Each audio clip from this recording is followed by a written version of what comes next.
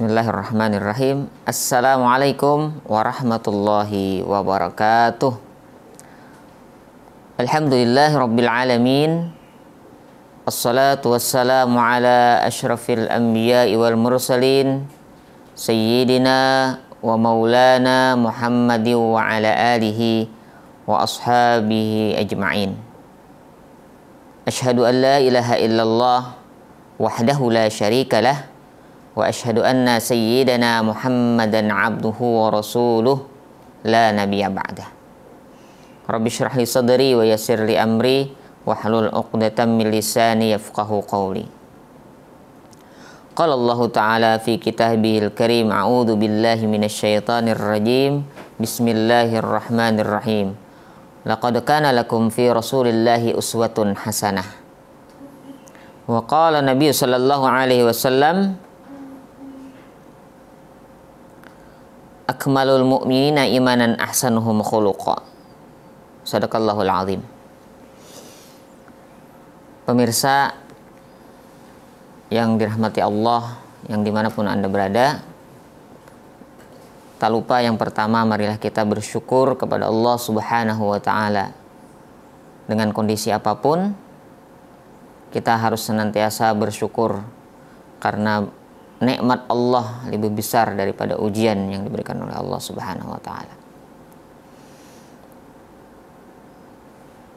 Bersyukur dengan kita senantiasa menjalankan perintah Allah, dengan senantiasa menjaga diri kita dari perbuatan maksiat. Yang kedua, salawat serta salam marilah kita sampaikan kepada junjungan kita Nabi besar Muhammad sallallahu alaihi wasallam. Karena atas perjuangan Rasulullah sallallahu alaihi wasallam kita bisa menikmati indahnya hidup dalam ajaran agama Islam. Baiklah, kali ini saya akan menyampaikan tentang akhlakul karimah, artinya akhlak-akhlak yang baik. Di dalam beragama, yaitu agama kita, yaitu agama Islam, marilah kita senantiasa menjalankan agama kita dengan sebaik-baiknya, yaitu dengan kita menjaga diri kita, senantiasa melakukan akhlak-akhlak yang baik, baik itu perilaku maupun perkataan kita. Sesuai dengan hadis yang saya bacakan tadi, yaitu akmalul mu'minina imanan ahsanum khuluqa. Artinya orang mukmin yang paling sempurna imannya adalah yang paling baik akhlaknya. Hadis riwayat At-Tirmidzi. Jadi kalau ingin kita dikatakan orang beriman yang sempurna, itu harusnya senantiasa menjaga akhlak kita, baik dimanapun kita berada, di masyarakat, di sekolah, atau ketika kita sekolah bagi anak-anak pelajar, dimanapun harus senantiasa kita menjaga akhlak kita, karena agama itu adalah akhlak. Rasulullah diutus adalah untuk menyempurnakan akhlak, memperbaiki akhlak. Sangat rugi bagi diri kita apabila kita dalam kehidupan ini tidak senantiasa setiap harinya memperbaiki akhlak kita. Rugi dan rugi. Karena sekaya apapun seseorang, kalau akhlaknya buruk, itu tidak ada gunanya. Sehebat apapun ilmu seorang tapi nggak punya akhlak, itu tidak ada gunanya.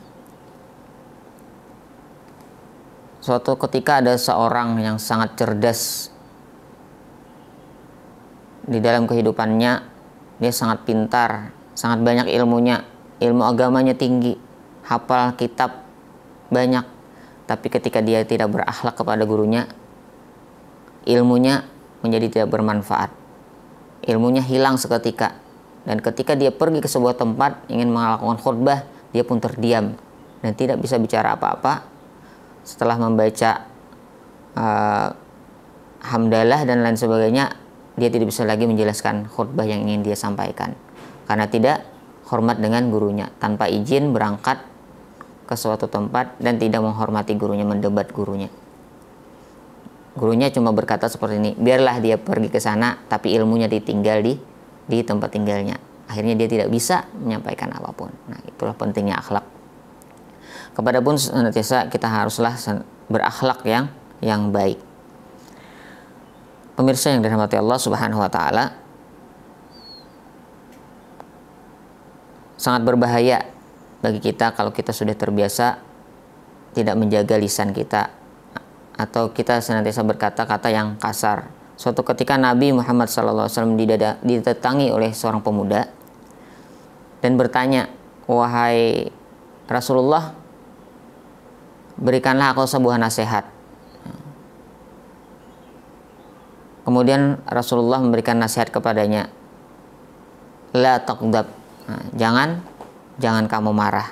Nah, artinya kemudian Nabi mengulanginya lagi, "La taqdab." Nah, 2 kali, janganlah kamu menjadi orang yang suka pemarah. Nah, karena Nabi tahu mungkin orang ini adalah orang yang suka marah-marah. Jadi kalau kita marah-marah itu tidak bagus. Nah, tapi kalau ada suatu hal yang tentang merusak akidah kita atau artinya mengganggu dengan ajaran agama kita, menghina kita boleh marah. Tapi kalau kita marah-marah yang gak jelas, itu yang kada boleh. Nah, jadi harus senantiasa kita jaga lisan kita, diri kita, perbuatan kita untuk senantiasa berbuat yang baik agar kehidupan kita bahagia di dunia maupun di akhirat. Baiklah jamaah yang dirahmati Allah Subhanahu wa taala. Dalam Al-Quran Allah Subhanahu wa ta'ala juga berfirman, waqulu linnasi husna.